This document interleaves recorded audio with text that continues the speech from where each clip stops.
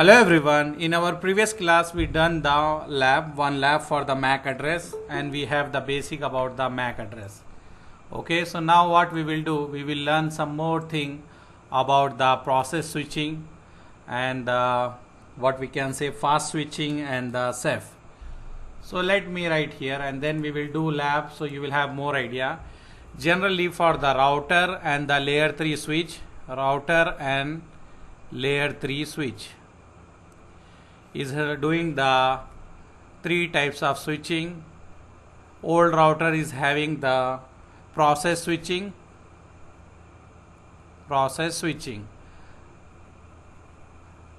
and then one more we have, that is a fast switching, and one more we have, that is a CEF, we are calling Cisco Express Forwarding.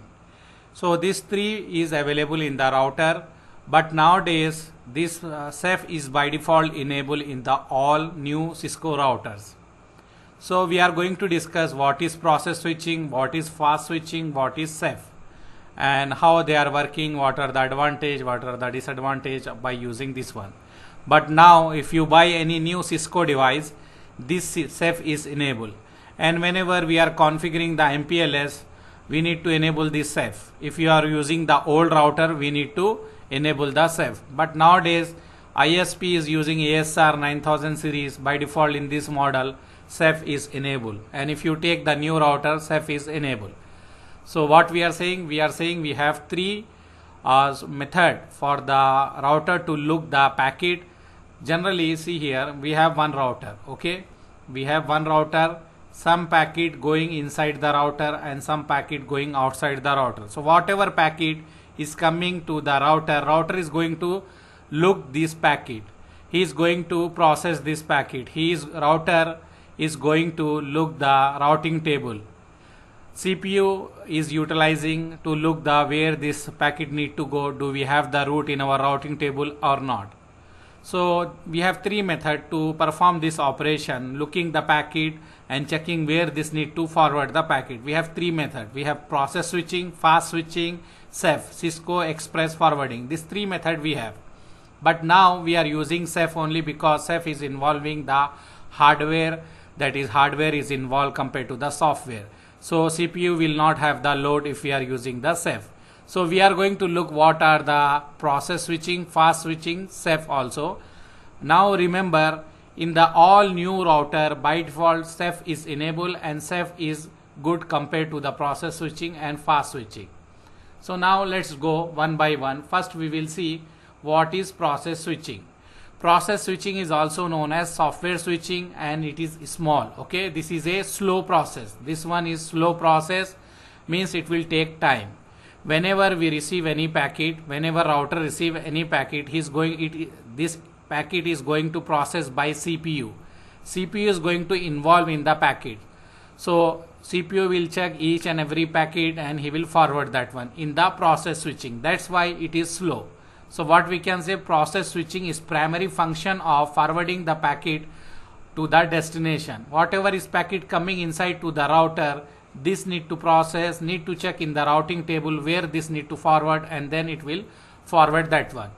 And in the process switching, inspecting each and every single packet. Okay, each and every single packet we are going to inspect. Who is inspecting? Processor. Processor means CPU is involving. Router CPU is involving in each and every packet to inspect that one. He is checking the destination where this need to do, this need to go, which interface we need to forward. So CPU is involving each and every packets. That's why it is slow. And what we call this other name for this one is a software switching. So when CPU is involving, the CPU will go high. When CPU is involving in any process, if you have one packet, two packet, no problem, but you have lot of packets. All the data are going in the production network. In the real time, we have lot of packets. Many guys accessing, many servers, many things we are accessing.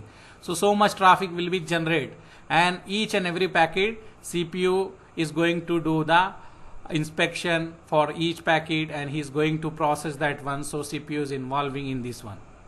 So what we can say, this is a slow switching.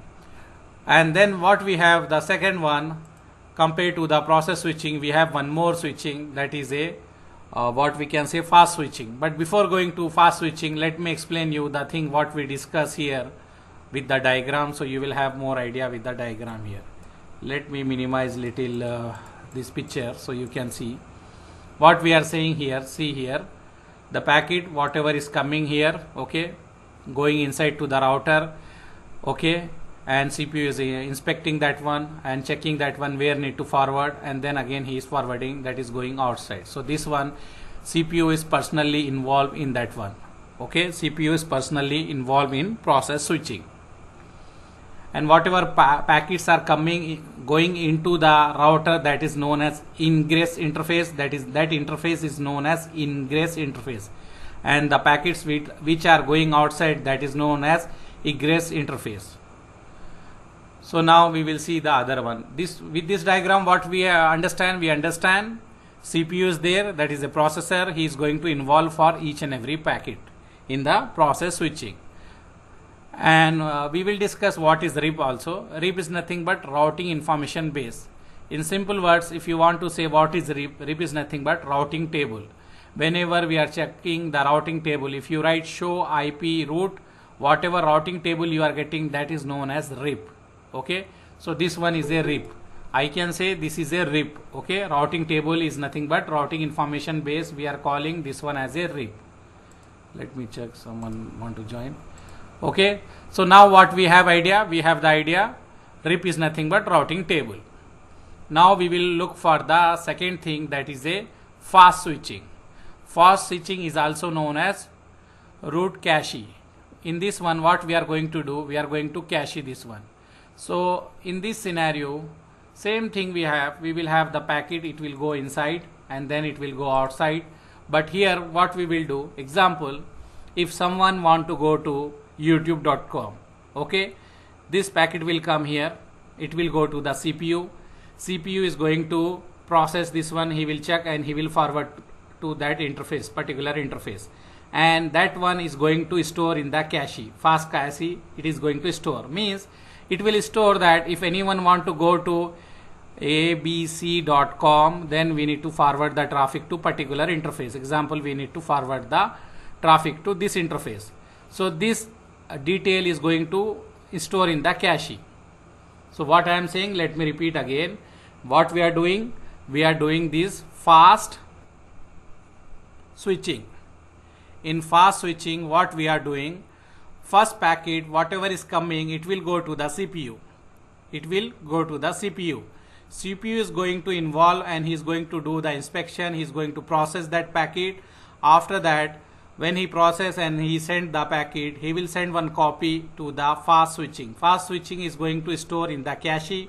In the cache, he is going to store the detail, saying that if anyone want to go to abc.com, forward the traffic to particular that interface. This detail will be stored in the fast cache.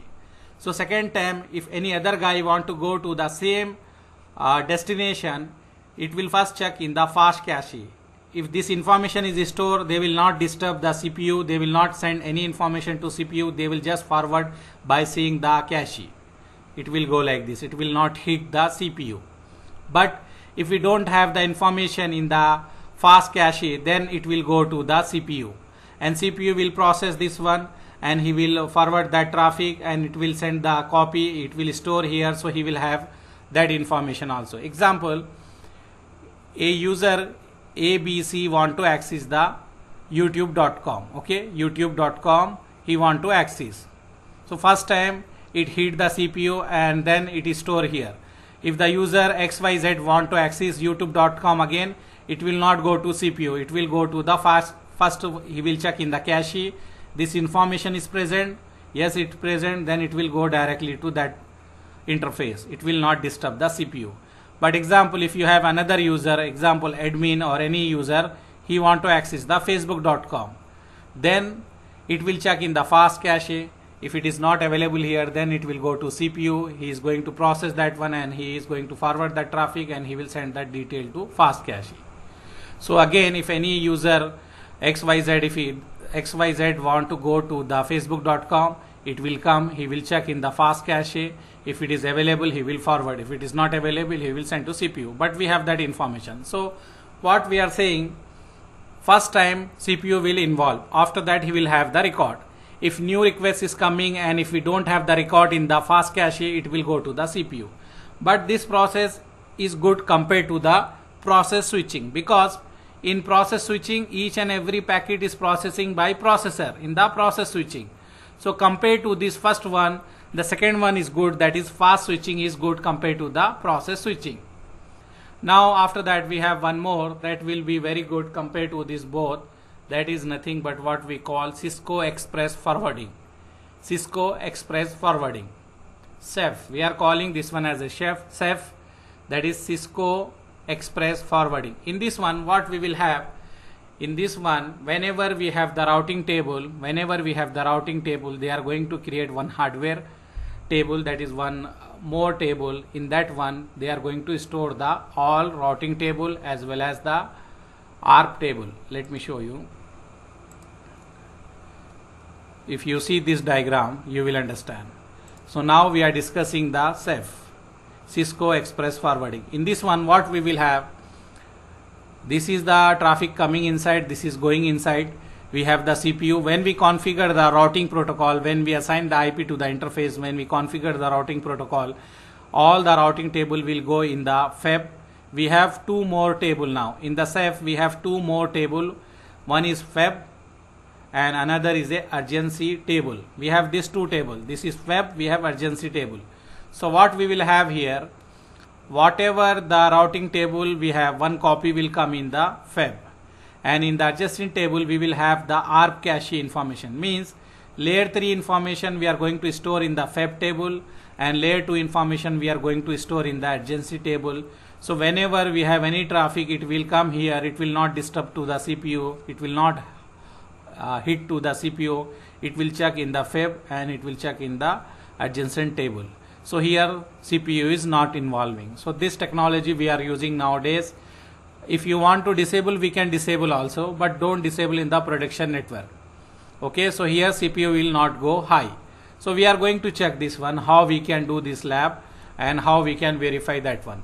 So first of all, let me explain you about the fib and the adjacency table. If you see here, one small question. If these routing table and ARP cache is doing all the entry into the table, then what is the CPU function in this case? Only running the servers, that's it? Or no, first of all, CPU is going to calculate and he is going to give the information to fib, and then our packets whatever is coming, they will check here and they will process.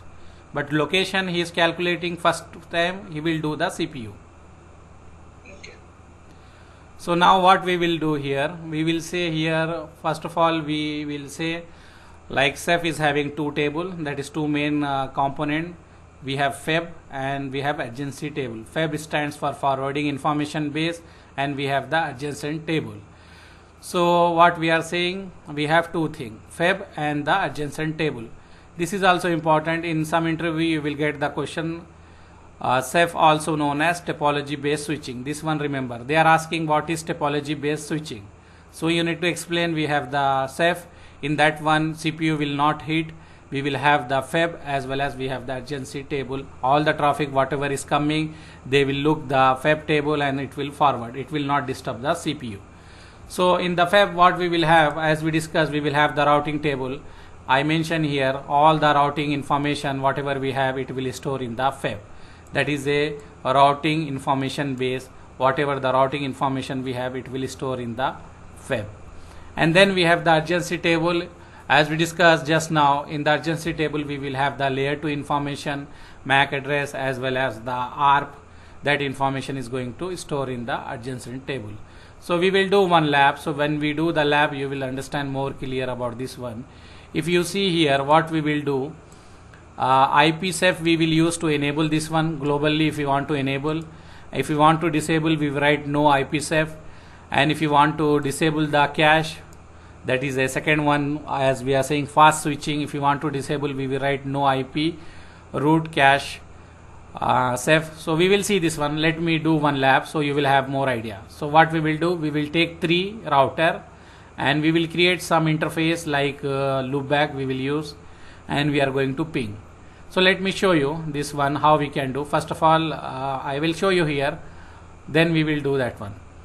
Here I am pinging one loopback from the R1. If you see here, this is R1 and we have the R3. This is R1, R3, or let me do the lab so you will have more idea. Let me take one lab and show you in the lab only before explaining in the notes. So we will give, this is a Ceph.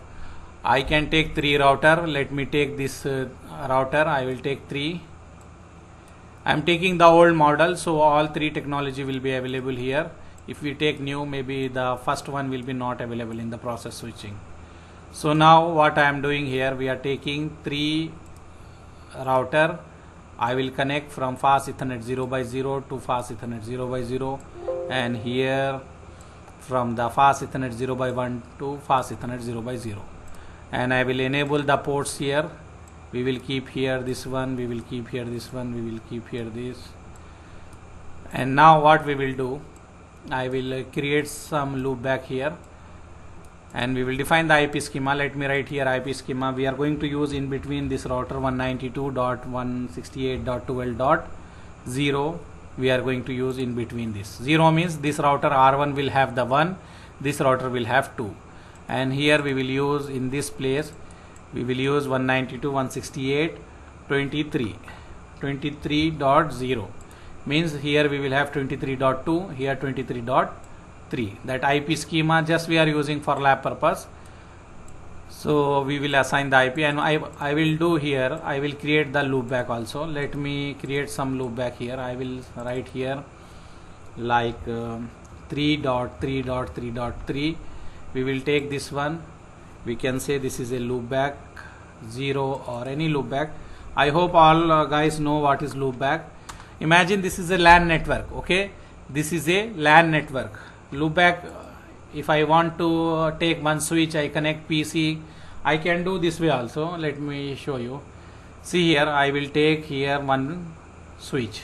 Okay, so I will assign this IP to the particular interface, but I don't want to take this switch and take this interface. So what I will do, I will create logical interface here. I will say loopback 0, and I will say loopback 1. Okay, and I will assign some IP. So this is a logical interface we are using for lab purpose, and also for MPLS, VPLS configuration purpose we will create the loopback, and we will do the neighborship with the loopback for BGP also. Later we will see that one. Now just remember, we have the, we can create the loopback. Loopback is nothing but logical interface. Imagine this is an interface we are going to ping from here. So instead of taking switch and connecting like this, I will not take this one, just I will create loopback. So imagine this is a LAN network in this side. Okay, so now I will create one more loopback. This one we are saying I have the loopback 0, and then I have loopback 1. So I will say loopback 0 here, and then loopback 1. So 0 is having the 3. I am giving as per the router IP, I am giving as per the router. We are using router 3, so I am giving 3.3. like this. You can give anything, no problem. So now what we are doing, I have router R1, R2, R3. In R3 we are creating 2 loopback.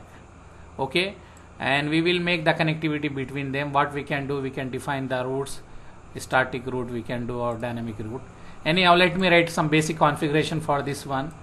So what we will write here, let me write here Ceph lab. Okay, and then R1 configuration. So here what I will do, enable config. This basic thing, just I am changing the host name R1, and then we will assign the IP address to the interface F0/0. I hope you know this one. If you don't know, no problem. Let me explain first time, then we will assign. Here this interface we are going to assign the IP. So we need to go inside this interface, that is interface fast Ethernet 0/0. After that we will write IP address, and whatever IP you want to define you can write. So this one we are saying, so this site will be 192.168.12.1, we will take, and this is a slash 24. 24 means 255 3 times. As we learn in CCNA, 24 means slash 24 is nothing but 3 times 255. So we are going to assign this IP to that interface. We need to assign the IP to the interface in the router. Okay, so now I will write IP address, then 192.168.12.1 and give space, write the subnet mask 3 times 255 because we are using the class C. Then we will write the no shut because by default Cisco router and the router interface is done, so we need to write no shut to make this interface up. So I assign this IP address here, okay, for the router 1. This is okay, finish. Now what I can do, I need to do the configuration for the router 2. So let me copy the same thing. I will paste here in the router 2. I will change this to router 2 and this one also router 2. I am here. Now I need to look. This is a fast Ethernet 0x0. So this is okay. Here IP we will have 192.168.12.2. So I will change this as a 12.2. Now what we will do, this is okay. This interface is finished. We have one more interface here. So now what we will do, we will write here interface fast Ethernet 0x1. Okay, this is just basic. We are just assigning the IP address. And what is IP here? This should be 192.168.23.2. I am taking the router number here in the place of 2. If you have confusion, then I can take 23.1. Hello? Yes? Yeah, 23.2. Or let me write, if you are facing confusion, what I will do, instead of this one, I will make duplicate this one, and here I will say .1. This interface will be .1 here. Okay, and let me make this duplicate here .2, this one, and here will be, I will duplicate, here will be .2 because second router, and here will be .3, here will be .3. Okay, so this is the IP we are going to do. So I hope no one is having any issue here. This is just simple. If you have, let me put here so you can see that one. So now I will assign here where we are here in this interface fast Ethernet 0x1. So fast Ethernet 0x1 we will put 192.168.23.2. okay, 23.2, then 255.255.255.0, and we will write no shut here. So just we assign the IP address to this two interface. Now let me do for the router 3 also. So I will copy this from here and then I will paste here. We will assign here. We will change some. We will make modification here. What I will do here, this is router 3. And let me start this router also. Till that time it will boot. Till we write the configuration, it will boot up. Okay. So let me start this router and take the console also. Let me take the console of this router. So it will boot up. It will be ready. So we can paste the configuration. Okay. So let me start this one also. Let me start this one also. Let me start this one also. So where we are here. Let me minimize this. And here what IP we have R3, and I will change this also R3. And if you see in R3 we have 192.168.23 dot, this will be 23 dot, this one 3. Okay, 23.3. And we have to logical interface also, loopback also. So what we will do here, we will create the loopback. How we will create loopback? Just we need to write interface loop LO 0, that is loopback 0, and put IP address and whatever IP you want to give. Example, I am giving 3.3.3.3 and 255.0.0.0. Okay, and I will create one more loopback LO1, means loopback 1. Then we will assign IP address and we will give 33.33.33.33. space 255.0.0.0. Just I am creating I am doing the basic stuff till now. What we done here, this is basic stuff what we learn in our CCNA level. Okay, this is just assigning the IP address as per our topology here. What we design here, we are assigning the IP to that one. If anyone is having any question, they can ask. If no question, I will continue. Okay, This is basic stuff, just assigning the IP address.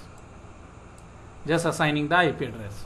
So we have IP correct, everything is correct. Now we can paste this configuration in the router. So what I will do, I will take the console, I will go in the R1. R1 is ready now. So I will paste the configuration in the R1. So just we assign the IP to the interface. In R1 is finished. Then I will copy to the R2 also here. R2 is finished. Let me go here and I will paste here also. Okay. So this one is also finished. Now what I will do, I will go here and I will paste this in the R3. So I will go here in the R3. How we will paste? Just right click here, automatically it will paste here, then press enter, and just we want to verify whatever we done it is correct or not. Then the IP whatever we assign is okay or not. We will write show IP interface brief. This command is used to check the interface status. If you see fast Ethernet 0x0, this IP we assign and interface is up, so we can verify here this one. Okay, everything is good, no issue. Let's go to the router 2 and we will check here also. We write here show IP interface brief. Here also we have the fast Ethernet 0x0 12.2 this interface, and this one is a fast Ethernet 0x1 is a 23.2. So this is also okay, no issue. Now we will check for the other interface. I will write show IP interface brief in the R3. In R3 we have one this 23.2, this one 23.23, and then we have the two loopback, that is 33, loopback 0 and loopback 1. So everything is good. We assign this here, but we need to check the connectivity. Example, what I will do here, I will ping from R1 to R3. Okay, we are going to ping from, what we are going to do now, I am going to ping from R1 to R3, this loopback. Okay, and I am going to check in this router, because in this router we are going to receive the packet. Okay, this packet is incoming to the router, going inside to the router, this packet is leaving the router. So we are going to check in this router whatever activity is happening in this one. Like we are saying that Ceph we have here, CPU is not involved, and fast switching we are saying here only first time CPU will involve. Means packet here, CPU is going to check the packet, he will open the packet, he will check the packet, he will forward the packet. And in the Ceph he is not going to do, he will just generate the routing table, he will give in the fib forwarding information base. In that table we will have the all the routing table information, copy of the routing table as we discussed. So now what we are saying, we are going to ping from R1 to R3 and we are going to observe the whatever is happening in the R2. So let's see how we can do. First of all, we need to make the connectivity. If I ping from R1 to R3 this loopback, we should have some route here. If we ping, it will not work. Let me show you. If we ping directly, it will not work. We need to run some routing protocol, static routing, default routing, or maybe dynamic routing. We need to do any routing. Without routing, it will not communicate. Let me show you. Example, if I want to ping from the R1, this 3.3.3, what I will do, I will write ping 3.3.3.3. So this packet will go from R2 to R3. But we don't have any route. In the R1 routing table, we don't have anything. So it will not work. So we need to create the route. Maybe we need to create the default route, or maybe we need to do something. Till now we did not learn the dynamic routing protocol, so we will do the default route or static route to make the connectivity. After that we can check what is process is going on in between them. Okay, so what I will do here, I will create the default route. Maybe some guys don't know the default route, so no issue, just I will write here what is default route. See here, I am here standing in the R1. Okay, I am standing in the R1. I am saying if anyone want to go to this network, if anyone want to go to this network, okay, or any network, if anyone want to go to this network, or we can say check our routing table. If we don't have any entry, forward that all traffic to this interface. We can do like this. So what we will do, we will say default route. Generally default route we use to forward the traffic towards the ISP. In the real scenario, we will have our edge router. Okay, that is our edge router. It will connect to ISP, fiber connectivity, whatever you have. So we will forward all traffic towards the ISP. So we will create default route here. Later we are going to check that one also. So now what I will do, I will forward whatever traffic I am getting, I will forward here. So I will create the default route here to make the connectivity. Our main concept is not to do the default route or static route. Our main concept here in this lecture is to study the process switching and the fast switching and what is safe, how it is working. We need to check that one. But anyhow, I am explaining default route. So we will say IP route 0.0.0.0 0.0.0.0, then we will write this interface IP 192.168.12.2. So I am saying R1, you check your routing table. If you cannot find that route, forward that IP to next hop, that one. Any IP, any subnet mask can be forwarded to this interface. So it will come here. Then this router will check his routing table. If he has this information, then he will forward to here. So for that purpose, for connectivity purpose, we are forwarding this one. If you did not understand, no worry, no need to worry. We will discuss this when we do the OSPF EIGRP. That time we will discuss in detail. Now what I am doing, I am creating the default route for the connectivity purpose. If we have connectivity, then only we can check in this router when we are sending any packet, how this CPU is processing. We can check that one. Okay, packets are hitting the CPU or not, we need to check that one. So we need to have the connectivity. If we don't have connectivity, that is if we don't have route, then we cannot check. So for that purpose, I am creating the default route. Or in simple way, I can configure the OSPF here. OSPF all the interface, I will put this all are in the OSPF, so automatically they will learn the route. But now maybe many guys are having some confusion in the OSPF because we did not complete the OSPF till now. That's why I will not do OSPF. I will do the basic routing, that is a default route. So how we will do default route? I will go in the R1 configuration here. I will write here IP route, then 0.0.0, then give space 0.0.0, then next hop. What is next hop? 192.168.12.2.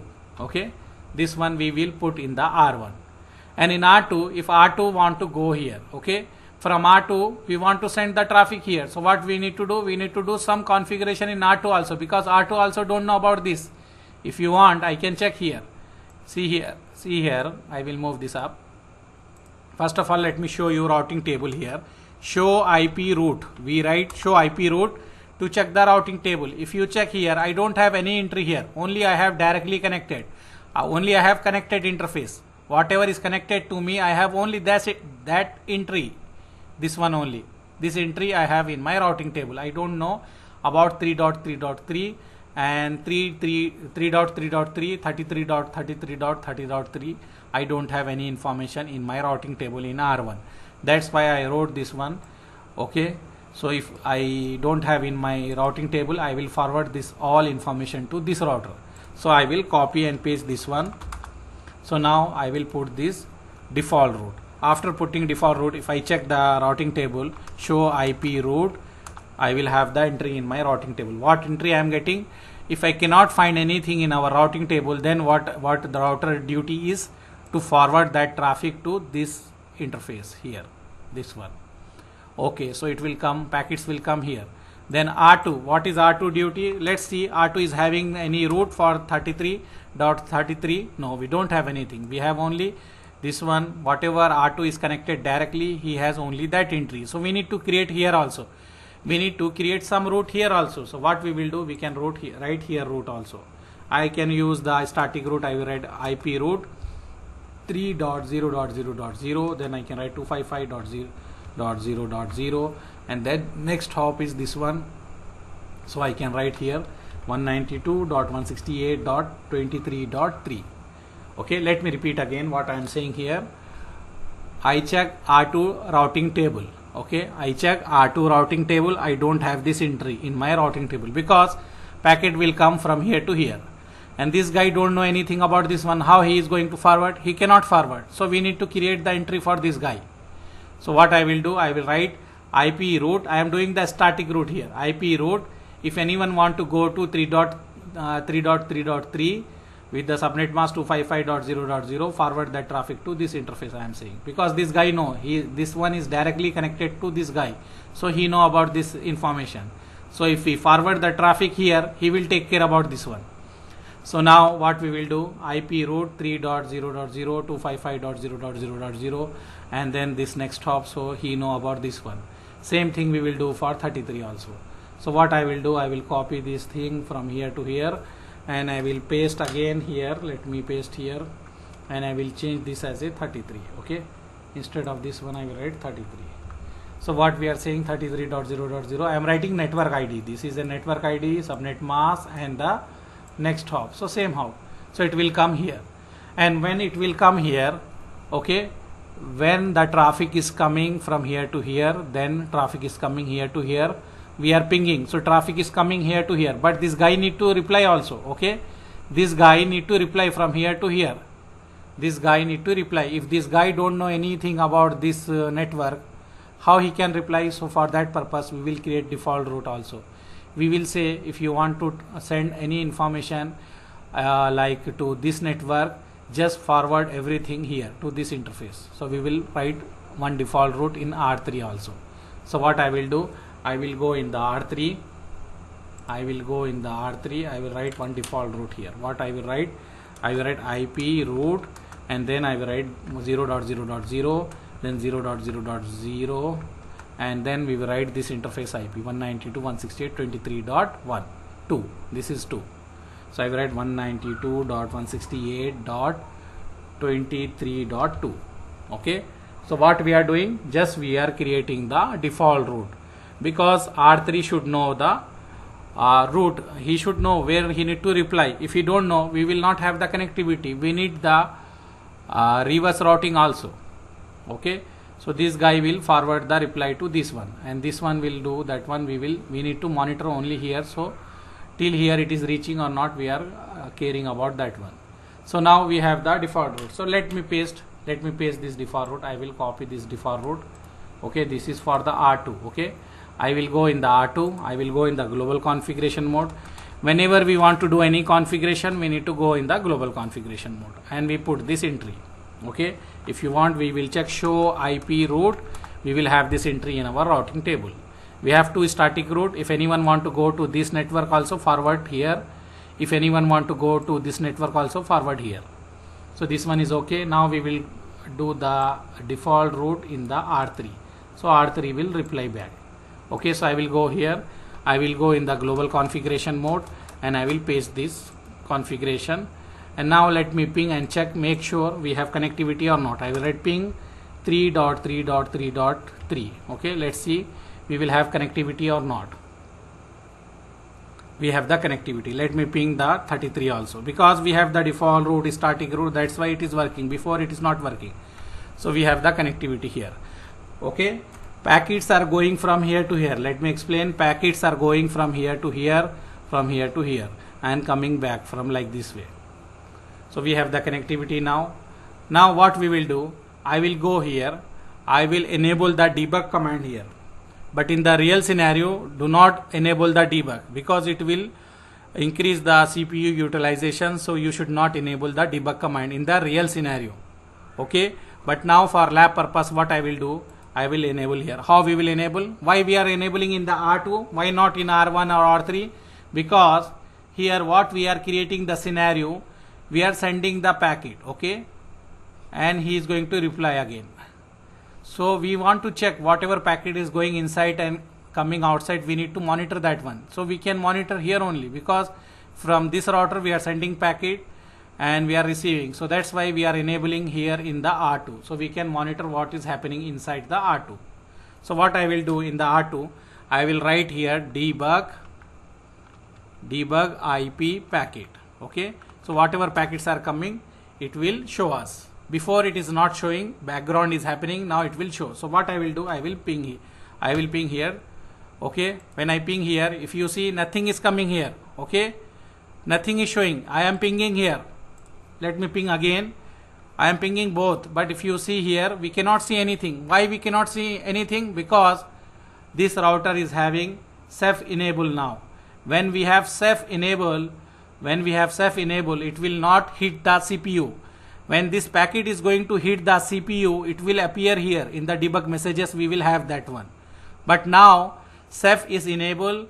Whenever we have the routing table is going to send the one copy to the FEB, forward information base. So whenever we are pinging, he will check in that table only. So how we can check Ceph is enabled or not? We can write show IP Ceph. If you see, we have the Ceph enable here. Okay, we have Ceph enable here. That's why it is not having, we will not get any messages. When we are pinging from here to here, we are not getting, means our CPU is not hit. Okay, with any packet. I am pinging here. Okay, if you want, I will write repeat 100. Okay, so it is pinging, but if you see here, we are not getting. I enable the debug command. I enable debug IP packet, but it is not, we cannot observe anything. It is pinging here 100 times, it ping here because Ceph is enabled. I write show IP Ceph. Ceph is enabled. Whatever we configure, it will appear here. Okay, whatever we configure, it will appear here. If you see here, it is saying if anything is having the 0.0.0, it will drop here. This one they are receiving, and this packet that is 3.0.0, it is when they receive this request, they are going to forward to this next hop. When they receive this request, they are going to forward to this hop, and they are saying this network is attached to this router. This router is saying that one. This they will receive this one, and they will receive this, and they will forward to this hop, and that hop is directly connected to this interface. Means if any request is coming, they will take this one and they will forward to this next hop. That next hop interface is this one. So they will have the entry directly here. Okay, so this is a Ceph. Now what we are saying, Ceph is enabled here. That's why we are not getting any debug messages. So what I will do now, I will disable the Ceph. If I disable the Ceph, then we will have that one, right? So how we will disable? We need to go here in the R2. We are going to disable. Okay, so I will go in the global configuration mode. I will write no IP Ceph. With this command, we will disable the Ceph. Now I will ping. Okay, so let me ping. I will ping, and now you check here. See, it hit the CPU. It hit the CPU. That's why we have these messages. Or let me make this big. So if you see here, when we ping here, before we are not getting these debug messages. Why? Ceph is enabled. So what we are saying, when Ceph is enabled, CPU will not involve. CPU just produce the routing table. He will give to the FEB, and whatever information is coming, it will go to FEB and it will forward to that particular interface. Okay. So what we will have? We will have no hit in the CPU when we are doing that one. But now I disable the Ceph. Here I disable the Ceph. How we will disable the Ceph? No IP Ceph. With this command we disable the Ceph. Ceph is having two table. Ceph, we are saying Ceph is having two table, FEB and adjacent table. Okay, but anyhow we will see that one, no issue. So now what we told, first time it hit. So now again I will ping, same thing. If you see, it came. Okay, let me ping again. Nothing happened here. Let me ping again, or let me repeat for 100 times. I am pinging for 100 times. Let me go here. See, nothing is happening. Only first time they hit. So the second thing, if you remember, we are saying in the fast switching, first time it will hit the CPU. Okay, first time packet will go CPU will do the calculation, and then they will store in the cache, and it will forward the traffic. So now they have in the cache that information is stored. So again, if we are pinging, he will check the cache, he know that one, so he will forward. You will not have any debug messages here. Okay, now what we will do, I will disable the this fast switching also. We can disable the fast switching, but don't do in the production network. If you disable this in the production network, you will have the big problem. Okay, don't do that one in the production network. In in the lab purpose we can do. Okay, in the lab purpose we can do that one. And if you want to check here also, like cache also, we can check. I can write here this command we can use, show IP cache. Okay, so if you see, we have entry here in the cache, we have two entry. it is store that one. Okay, in cache we have the entry, it is stored in the cache. So by seeing that cache entry, he will not disturb to the CPU. And now what I will do, I will disable the How long it will store in the keep it stored in the cache? Is there any time limit or it is? no, it is there no time limit, it will store. Yeah. Store. Yeah. So what I will do now, till they have the root is up, it will be stored. When root go down, it will remove from that one. So now what we will do now, we can disable this one also. So how we can disable? Let me go to the interface. What interface we are using here? We can go here and we can check here the interface. We are using this interface and this interface. So I will disable the fast cache also. How we will disable? We will write interface fast Ethernet 0x0. I will go to this interface. I will write here no IP root cache.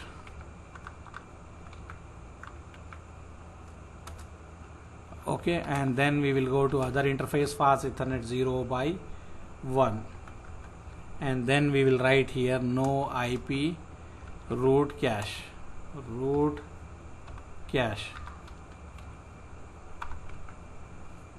Now I disable that one.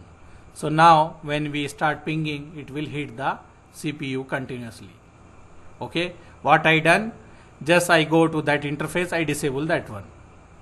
So let me go to the R1 and now again ping that one.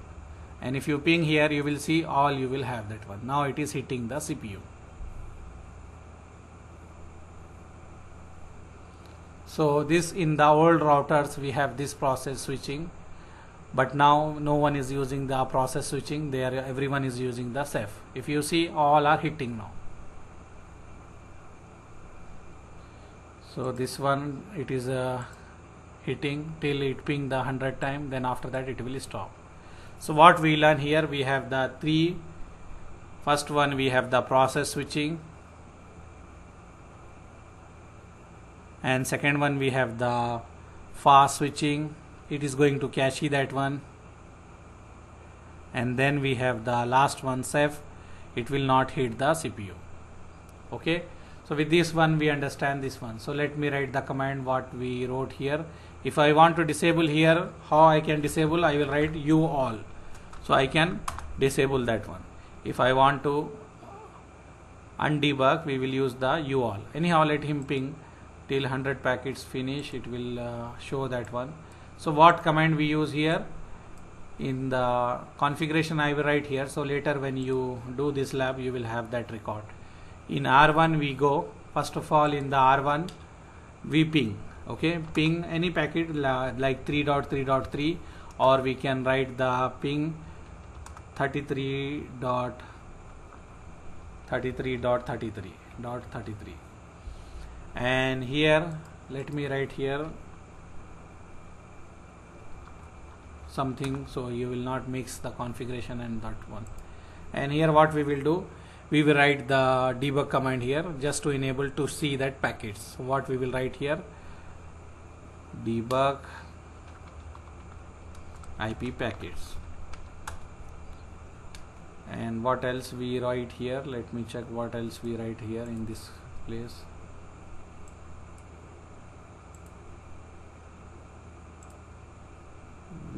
This one is stop already. So now what we write, debug we done, and also we done disable, we disable also. So interface fast Ethernet 0x0, and then we write the no. First of all, let me write this Ceph also. 1 minute. No IP Ceph. Then after that we go to the interface, second thing, and we disable that one. So no IP root cache. Same thing for all the interface, whatever interface we want to test that one. So let me copy and paste this again.